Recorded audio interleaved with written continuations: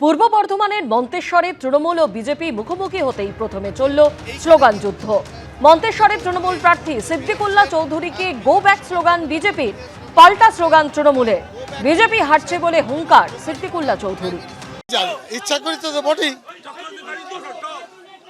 ইচ্ছা আমি জানি না, আমার ভোট নষ্ট করার জন্য হয়েছে।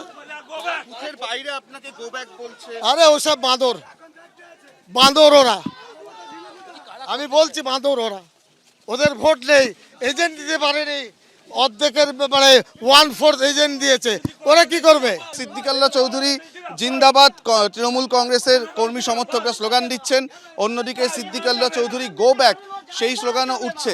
জোকারিপাড়া প্রাথমিক স্কুল, মন্তেশ্বর বিধানসভার 35 নম্বর বুথ, সেখানেই কিন্তু দুটো পরপর ঘটনা ঘটলো। প্রথমে সিদ্দিকুল্লাহ চৌধুরী, তার যে বাটন রয়েছে, তার যে নাম রয়েছে, সেখানে ব্ল্যাক টেপ লাগিয়ে দেওয়ার অভিযোগ।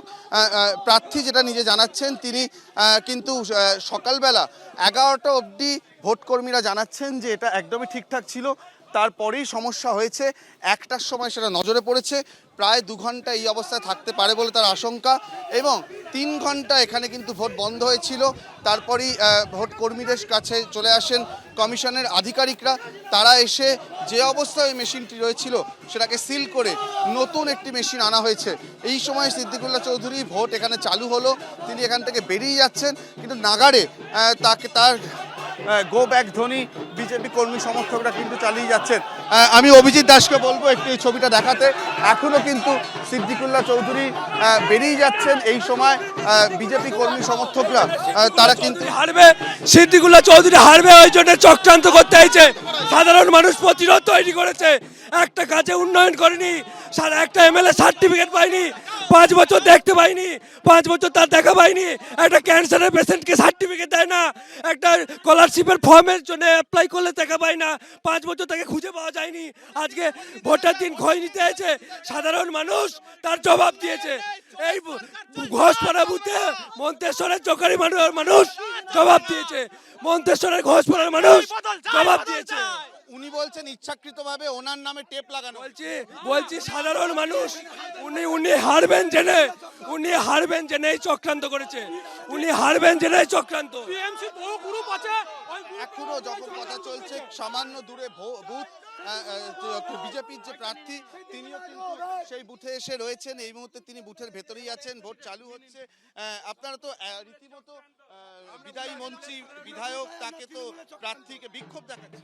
তৃণমূলের যে চক্রান্ত, এটা তৃণমূলের বিক্ষুব্ধ গ্রুপের, ওদের গ্রুপের চক্রান্ত। আমাদের এখানে 99% পোল হবে, পুরো বিজেপির পক্ষে পোল হচ্ছে।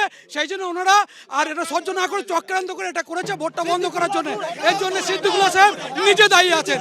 সিদ্দিকুল্লাহ সাহেব এখানে এসে উত্তেজনা পরিবেশ তৈরি করেছেন, ছেলেদিকে উত্তেজিত করেছেন, ভোটারদের উত্তেজিত করেছেন, এবং ভোটারদিকে ঘন্টার পর ঘন্টা উনি দাঁড় করিয়ে রেখেছেন ওনার স্বার্থের জন্য।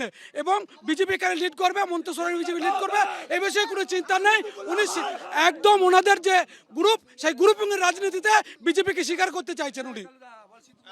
এখনো কিন্তু বিজেপির যে প্রার্থী তিনি বুথের ভেতরেই আছেন। নতুন ভোটিং মেশিন এসছে, সেখানে চালু হচ্ছে। পুরনো মেশিনটা এই অবস্থাতেই সিল করে দেওয়া হচ্ছে, এবং সিদ্দিকুল্লাহ চৌধুরী এলাকা ছেড়ে চলে গেছেন। রীতিমতো বিজেপি কর্মী সমর্থকদের বিক্ষোভের মুখে পড়েছিলেন তিনি।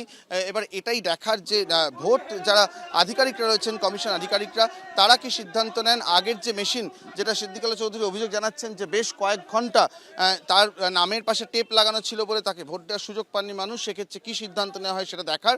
তবে 3 ঘন্টা মানুষ দাঁড়িয়ে থাকার পর নতুন ভোটিং মেশিন এসছে, এবং সেটিকে পরীক্ষা করে দেখার পর আবারও ভোট শুরু হবে। সন্ধ্যে 6টা পর্যন্ত যারা থাকবেন তাদের স্লিপ নিয়ে বাড়তি সময় দেওয়া হবে ভোটের, এমনটাই জানানো হচ্ছে কমিশনের তরফে। ক্যামেরা অভিজিৎ দাসের সঙ্গে অরিত্রিক ভট্টাচার্য, এপি আনন্দ, মন্তেশ্বর। এবিপি আনন্দ, এগিয়ে থাকে, এগিয়ে রাখে।